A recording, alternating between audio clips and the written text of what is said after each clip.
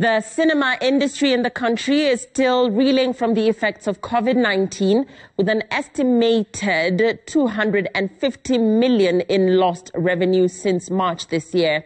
Industry players now want the government to put in place regulations for the industry so that they can resume operations and avoid missing out on the summer blockbusters that are about to be released.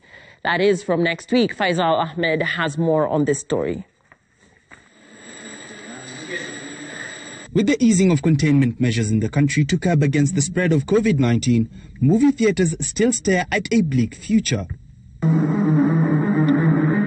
months after they shut their doors, operators say that they have lost an estimated 250 million shillings in revenues and associated earnings. Lower estimate, if we just look at ticket sales, we're looking at 250 million Kenyan shillings, but that's on the low end.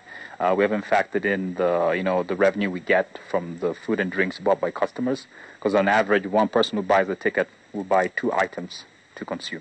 So we haven't factored that in yet. The average moviegoer spends around 1,500 shillings for every screening. That includes the price of the ticket and the snacks that they will buy.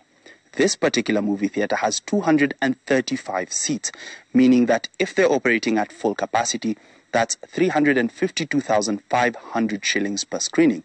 And depending on how many screenings they have on a single day, their revenues are about 2 million shillings. That's how much they've been losing on a daily basis.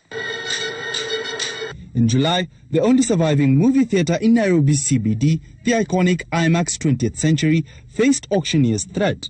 At the fall of the hammer, the auctioneers arted away with theatre equipment to raise rent arrears amounting to over 8 million shillings.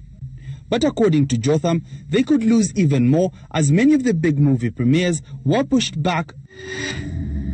History isn't kind to men who play God. And most of them will be released as of next week. It seems the biggest question everybody's asking is, when is this film releasing in the country? Is it still releasing on the same date? And will you guys be open by then? So I think the public, number one, is informed. Number two, they want to come back. But at the same time, they're also very much aware that they will have to adhere by the safety guidelines that we will have to implement, which is just basically similar to what's happening everywhere locally and around the world. Through the Kenya Private Sector Alliance, industry players say that they have put in place measures to curb the spread of the coronavirus if allowed to reopen. It allows us to do the same thing on the back end in the sense of blocking out certain seats or even rows to ensure that social distancing is reflected within that. Apart from that, I think a lot of us are familiar with the guidelines. We've seen supermarkets doing them. Supermarket staff with gloves on and masks. That's something we're already ready to implement. Sanitizers at key locations around the cinema. There's social distancing also at the queues when guys are queuing to buy a ticket or buy food and drinks. That's something we're definitely able to implement.